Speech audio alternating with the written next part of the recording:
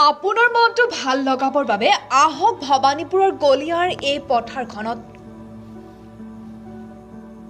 নমস্কাৰ, মই বৰ্তমান উপস্থিত আছোঁ এখন পথাৰত। পথাৰ নহয় যেন এক গুলপীয়া ৰঙৰ দলিচা ৩১ নং ৰাষ্ট্ৰীয় ঘাইপথৰ সমীপৰ গলিয়া টোলগেটৰ নিচেই কাষৰ পথাৰত। আপোনাৰ বাৰু চাবলৈ মন যায়নে? আজি এই প্ৰতিবেদনত চাব পাৰিব কি এই গুলপীয়া ৰঙৰ দলিচা। প্ৰকৃতিৰ বিনোদীয়া ৰূপত প্ৰাণ পাই উঠা এখন মুক্ত পথাৰ, যেন এক গুলপীয়া দলিচা পাৰি থোৱা আছে এই পথাৰখনত।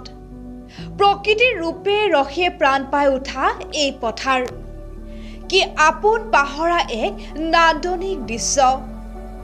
হয়, আমি ক'ব বিচাৰিছোঁ ভবানীপুৰ সমষ্টিৰ অন্তৰ্গত ৩১ নং ৰাষ্ট্ৰীয় ঘাইপথৰ গলিয়া টোল গেটৰ নিচে কাষত থকা এখন পথাৰৰ দৃশ্য, যি দৃশ্যই আপোনাকো মোহিব।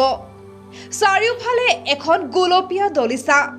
প্ৰকৃতিৰ এই নৈসৰ্গিক দৃশ্য উপভোগ কৰি গৈছে বাটৰুৱা। বিভিন্নজনে ভিৰ কৰিছে এই পথাৰখনত। আপুনিও আহিব পাৰে এই প্ৰাকৃতিক দৃশ্য উপভোগ কৰিবলৈ।